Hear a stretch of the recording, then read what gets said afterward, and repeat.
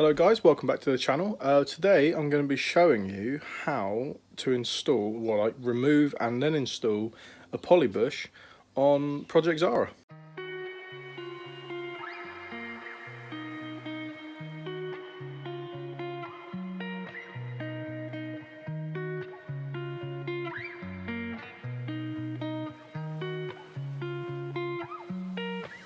Basically this was the culprit of some really bad suspension knocking that I had from the driver's side, caused by really bad lowered springs, and to top it off, the original shock absorbers, which should have been changed when they changed the springs but didn't. And you might have noticed I've had to actually grind through the bottom of the strut tower just to get to this bush, because this bolt here, as you can probably see, and I think I can pull it out, is completely molded to the inner piece. Like, I tried the vise and we tried heating it up and we couldn't get it to budge. It is absolutely stuck in there, so that's shot.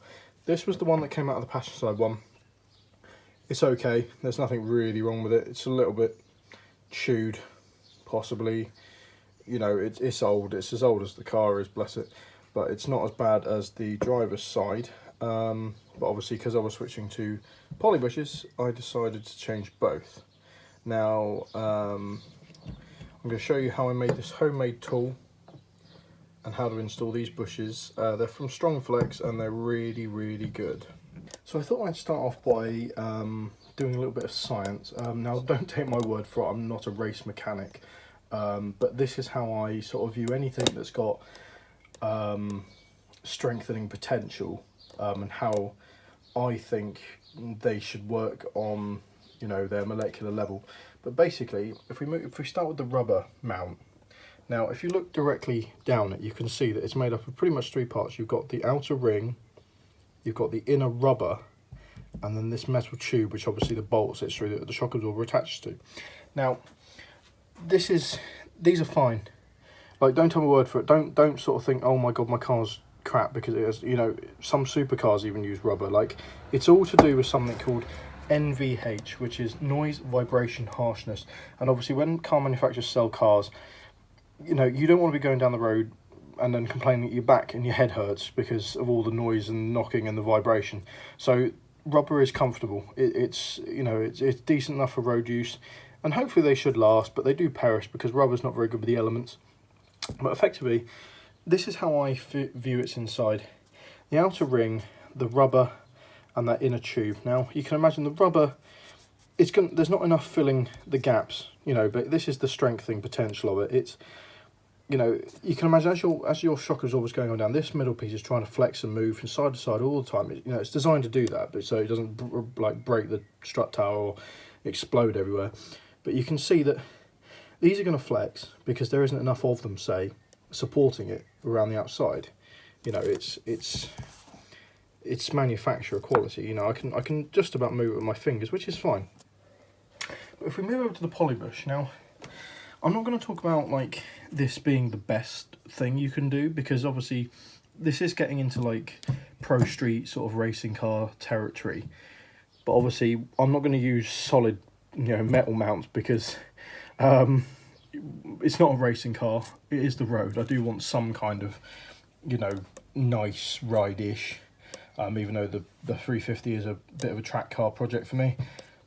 So this is the next best thing down, which is polybush. Now, this is one of two kinds of polyurethane from Strongflex, and the red one is, say, I can't remember the exact details, but it's a softer compound, whereas this is the harshest compound.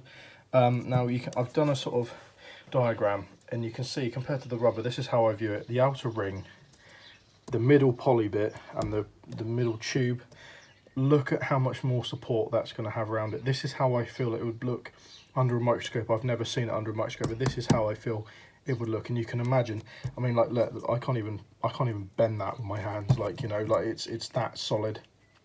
And that is how polybush is going to affect your handling, because it's going to put the suspension components back in the main runnings of what the suspension should be doing. You know, you're going to get less flex down here at the bottom, so the suspension takes more grunt at the top where it should be, you know, so it allows you to take off quicker. You'll feel it in the corners, definitely. But that is effectively what I think a polybush does. So I'm going to get on now and install it. So you can probably see this is my homemade tool. The bush is already in there because I've already pulled it out. I don't know if you can see that there from the light. But I'm going to show you how you make this. And this is basically a homemade bushing puller. And it's pretty self-explanatory and it's pretty easy to make. Probably going to cost you about 20 quid. Is a socket, 1 inch I used. Play around with your socket set because obviously there's a massive control arm sitting right across the main knuckle here that obviously doesn't really allow you to get much. There's not a lot of space now. I mean, you could take this off if you wanted to, but it's such a long-winded approach. This car is rusty as hell. I didn't really want to sort of break anything further because these bushes are already but yeah, so effectively 1 inch socket.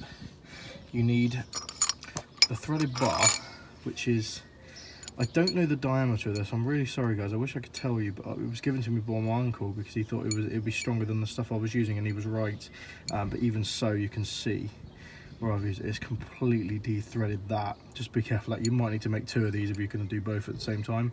Luckily the driver's side on my car was so bad it just sort of fell out. This one's put up a little bit of fight because it's actually still a decent bush, you can tell here compared to that one you saw earlier in the video. So a little bit of threaded dye, and then you obviously need 2 nuts, 1 for either end. That's just a little washer, and then the cap, I think it's a bit of pipe here, but it's obviously got, you know, more seating on it. Just you need something that can take the grunt to stop that nut there sort of pushing in to this. You can imagine the amount of force this is going to be exerting. You know, these are bushes, they are in there, you know, they're designed really not to come out at all. Even if they fail, like they're designed not to come out, so the force you're going to be exerting on this tube is going to be absolutely immense. It's so immense that it can thread the actual bar, as you can see there, and almost bend it a little bit. So once you've done that, I'll show you what you need to do in the car. This I think is the most trickiest part of this, because you're going to get very, very angry at yourself and you're going to think like it's not working and it doesn't fit. And really, the only reason I've been able to do this is because I've got a big toolbox and I've got a lot of like different size spanners and ratchets and sockets and everything. But you just have to play around, unfortunately, guys. This isn't 100% tried and tested. Remember, this is a homemade tool. It's not a professional tool. So effectively what you want to do, you want to take the cupped end and put it towards the back end and make sure it's seating over the bush and not sort of like down here where it can like snag on the bush or anything. It needs to be completely over. And then on the other side, you want to take, you want to take the socket. It's quite hard filming this and doing it at the same time, sorry. You want to take that socket and you want to basically put it, you know, you want to line it up as best as you can, put the nut on the end and turn, and basically one side will hold it in place while the other side does the pulling power. And as you're turning, you'll see it coming through like that. Now, like I said, I used this on a hot day, so the metal was expanded. Don't expect miracles. I've been doing this maybe 3 or 4 times and I've already been lucky this time. So, you know, you keep turning, you'll be able to see it fall through until you'll hear it go all the way through and it will push the bushing into the cup. And that is effectively how you take the bushing out. Now remember, it's very difficult. You will get angry at it, and I'm not saying it'll work every time, but it's a good homemade tool, because trust me, I was quoted to take this knuckle off and push just that one bushing out on the broken side. You were looking about £400, because you've got the handbrake in here, you've got the control arm, you've got camber arms, traction arms, you know, you've got the whole braking setup, like everything is here.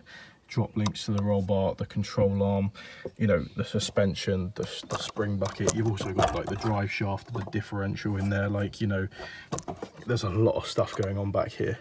So just to take it off, just to change this one bush, you know, I have seen a couple of people on the internet say that these rear bushings do wear out for some reason, but not the spring bucket ones, considering they are the same bush. I'm not quite sure why that is, but you know, replacing these and making them polyurethane, like I've already driven the car by the time you've had this video, and it does make such a difference. Oh my god. So I'm going to show you how you put the poly bush back in now. Now guys, so these poly bushes I bought from Strongflex, I initially thought were actually broken when they came, because as you can see there, they aren't the same size all the way around on that sleeve. I later realised when trying to install them, they've actually done that because obviously where this poly bush is so stiff compared to the rubber bushing, it's designed to allow the suspension tower to be sitting at an angle, because obviously, I don't know if you can see from there, the strut tower doesn't go straight up, it goes up towards the front of the car. So that I thought was a really, really good touch, because it means you don't have to worry too much about breaking your suspension. They are really, really, really easy to install, much easier than putting another normal bush back in, because you need a press really for that. You could probably do a reverse of what I've just shown you with the actual like tool, but you know, my mantra is like my suspension components here, which I was about to cut through, and my brakes here, I don't know if you can see on the video. What's the point in changing something if you're just going to go OEM again? You might as well improve it. So here we go. Remember, the thicker side goes in the driver's side of the vehicle. Oh, something I haven't shown on video is me actually cleaning up this this hole. Like, just take a a metal file or a piece of sandpaper or metal wool and just sort of clean out the inside, because it's going to get full of shit on its lifetime. You know, you don't want that sort of rubbing around inside these new poly bushes.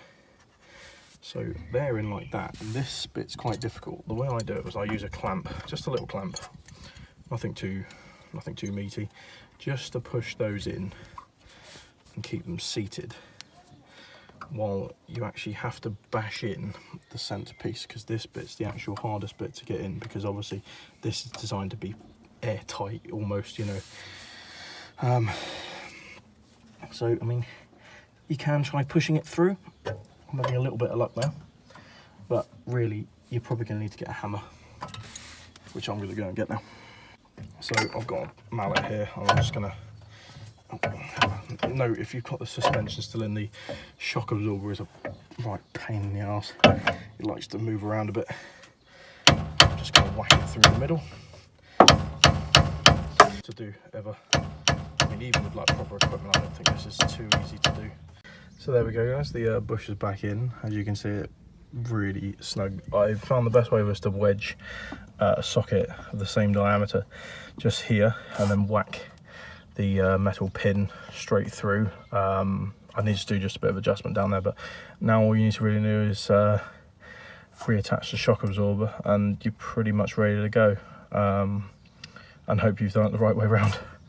So there we go guys, that's the end of the video. I hope you've enjoyed it, and I hope you've learned something. I hope you can use that as a little tip, making that homemade tool, using poly bushes, and you know, if you're going to upgrade, you might as well upgrade to poly bushes. I'm not going to say you can use that on every car, but I'm sure you probably can. I mean, the bushes don't change on a car really. They're a piece of metal connecting two, a piece of rubber connecting two metal pieces together to stop like clanking. And effectively, with my broken one, that clanking was happening because obviously that outer piece was impacting the inner piece. But that's effectively what bushes do. All cars have them. They're on everything: steering, suspension, subframe, differential, engine, you know, gearbox mounts. That's what they use. It's to stop, like I said, the MVH. And when choosing your new bushes and what you want to do with the car, it's all up to you to decide how much of that noise, vibration, harsh you want. I wouldn't recommend doing solid mounts. I've been in a car with solid mounts. It wasn't pleasant at all. The entire car shook at traffic lights. You know, I mean, all that rotational, torsional energy you're going to get when you floor it with a solid mount is, you know, it's not going to go anywhere. It's going to go directly to where it should be going, the force. But obviously that means that the car is going to really sound like things are going to fall off. And I've been told that the more you start doing these sort of things, like poly bushing and I want to do a gearbox mount soon because I think mine's, like this bush, is a bit flexy. It will start to show issues your car has with the driveline and all the drivetrain components. So, you know, like, it does come with a cost. You might start to realise your differential mount is also on its way out as well, and, you know, the subframe mounts might be shagged as well. So, you know, take it with a pinch of salt. Like, it's, you know, I did these because they were going to fail an MOT, basically, and I had to do them. The garage wanted like £400 to change out that knuckle, and that was if they could get it off. You know, like, that's a start. They didn't want to really touch this car because it's, I wouldn't say it's specialist, but obviously it's not your standard daily driver.